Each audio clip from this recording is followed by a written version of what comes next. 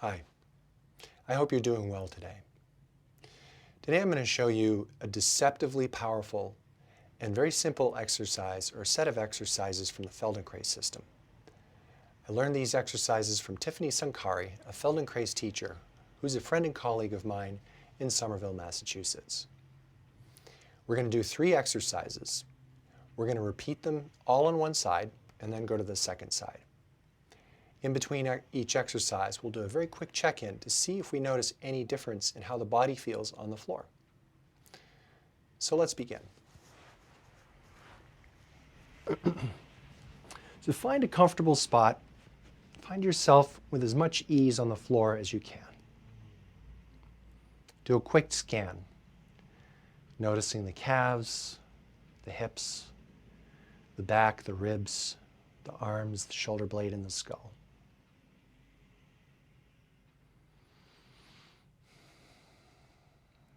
Then bend the right leg so the foot's flat. Just let the knee come out to the side and let it come back to the center. And then back and forth. The key here is not to overdo your range of motion. So you want to be able to open the leg up enough so that it feels easy to reverse direction and come back. Noticing also what's happening under your hips, your left leg, your arms, your back while you're doing this movement.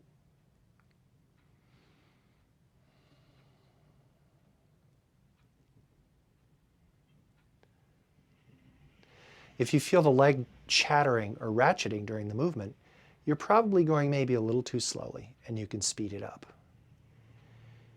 If you don't feel anything at all, you might be going too quickly and you can slow it down. So after 8 or 10 movements, whatever feels good, you let the leg down. The next part is to bring the leg back up. Here, we're going to take the right arm, cross it over the ribs, and the left arm comes up, and the left hand comes and holds onto the shoulder blade, the right shoulder blade. Now, if you can't reach the shoulder blade, the back of your arm will do. From here, you're going to use the left hand to pull the shoulder blade off the floor and then back down. Pull it off the floor and then back down. Seeing if you can do this with as little effort and strain as possible.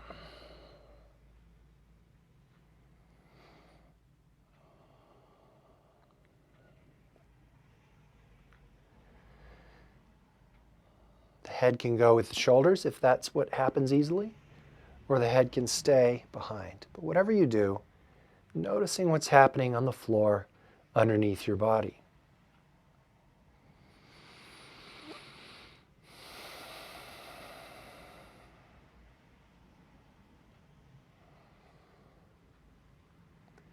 And then you let the arms and the legs down.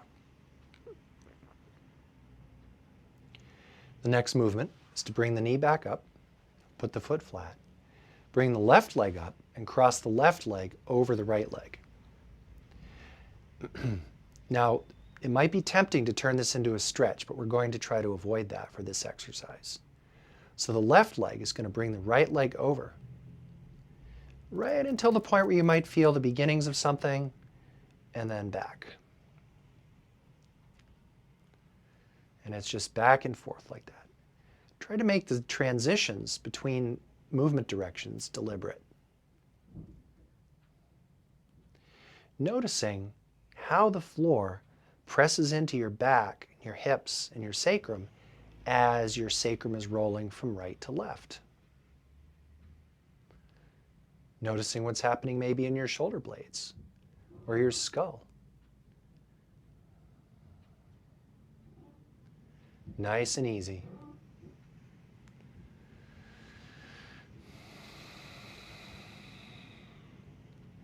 And then back. You can let the leg down. At this point, just do a quick scan. Try to bisect the body with the spine at the point of the spine and see if you feel a difference in contact on the right side of the body compared to the left.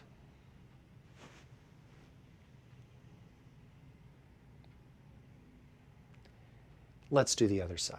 So bring this left leg up. We're just going to let the knee come out and then back.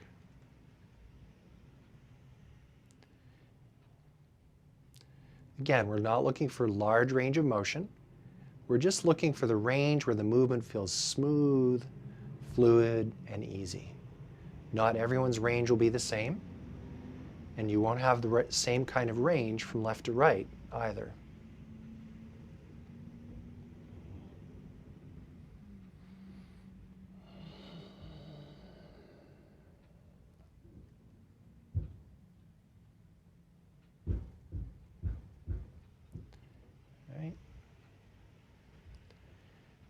Noticing what's happening on the back side of your body as it contacts the floor. And then let the leg down.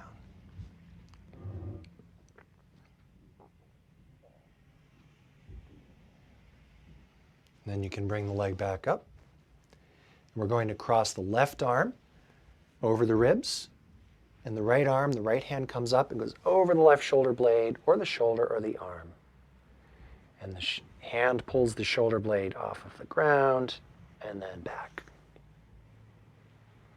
Off of the ground and then back. And again, try to make the transitions between movements deliberate. Notice those transition points. We're not looking for mindless repetition, but rather an awareness of how our body changes throughout the movement, or how the points of contact on the floor change throughout the movement on the body.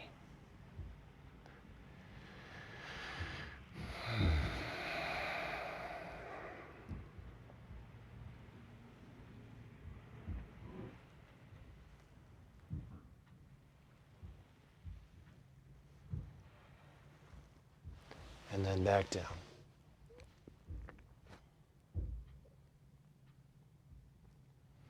The last piece is to bring the left leg up, the right leg up, bring the right leg over the left, and begin.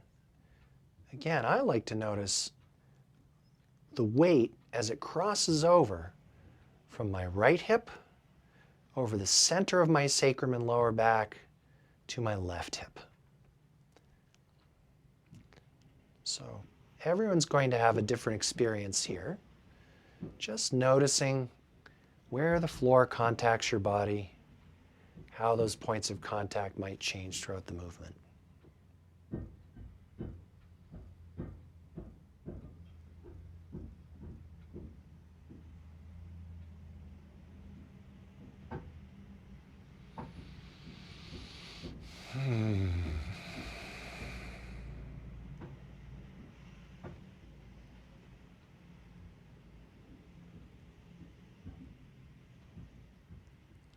And then you can stop and let the legs back down.